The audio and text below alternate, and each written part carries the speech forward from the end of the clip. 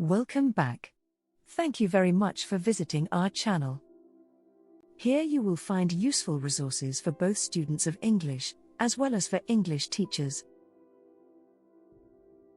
This video is part of a playlist on our channel called Grammar Library, which focuses on helping you improve your understanding and use of English grammar. In today's class, we're going to focus on the past continuous verb tense. Before we get started, do consider helping us. Subscribe to the channel, give a like, and don't forget to hit that notification button. This way you will never miss a video from us. The past continuous, also known as past progressive, is a verb tense, which is used to show that an ongoing past action was happening at a specific moment of interruption. It can also mean that two ongoing actions were happening at the same time in the past. Let's take a brief look at its form. The past continuous is formed using the verb to be in the simple past plus the present participle. Questions are indicated by inverting the subject and the verb to be. Negatives are made with not, as we would expect. It looks like this. In the affirmative, you were playing football when the lights went out. In the interrogative, were you playing football when the lights went out? In the negative, you were not playing football when the lights went out. Should you prefer to use a contraction, you can do this in the negative. You weren't playing football when the lights went out. You can use the past continuous verb tense in several different ways. Let's take a closer look. You can use the past continuous to indicate that a longer action in the past was interrupted. The interruption is normally a shorter action in the simple past. Remember, this can be a real interruption or just an interruption in time. Here are some examples. I was watching Netflix when my sister came home. When the accident happened, she was preparing her suitcases. While they were having a picnic, it started to rain. What were you doing when the aliens invaded? I was listening to my Spotify playlist, so I didn't notice the problems. You were not listening to me when I told you to prepare for the exam. While Sally was traveling last week, someone broke into her house.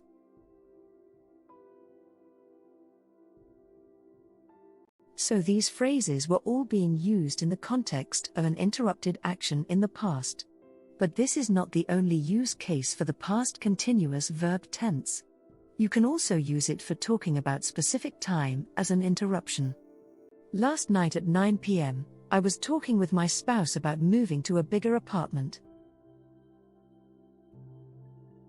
At 10 p.m., we were still trying to find a place to eat. Yesterday at this time, I was preparing the lesson you are studying now. So, as you can see in the examples above, it's possible to use the past continuous together with a specific time as an interruption. Sometimes, native speakers of English use the past continuous to talk about parallel actions. Here are a couple of examples of that. She was writing her business plan while he was making dinner. While John was watching TV, Tim was making popcorn. Were you listening while she was making her presentation? He wasn't paying much attention while he was driving his car. What were you doing while you were waiting at the doctor? So far, we've seen the main uses of the past continuous. But there is one more thing I'd like to show you today. The past continuous verb tense can also be used to set a certain atmosphere, making use of parallel actions. This is great to know, as it can really spice up your English. Here is how it works.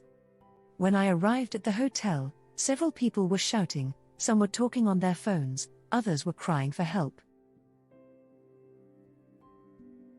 The floor manager was busily trying to calm people down. Others were looking at each other in disbelief. This is a powerful way to really set the scene, and to make an impact. As was the case with the present continuous, you can also use the past continuous to express irritation using always. She was always complaining about her life. He was always drinking on the job. Eventually, he got fired. He was always insisting on being called by his last name. Okay, now let's do a quick exercise together. I'm going to ask you to grab a notebook, your computer, tablet or smartphone, and get ready to answer some questions. If you don't have the time now, it's not a problem, as you can always return to the video and do the exercise at a later stage. Remember that you can also download the exercise in PDF format below the video. You have 5 minutes to complete the exercise, after which the answers will be given at the end of the video. Good luck!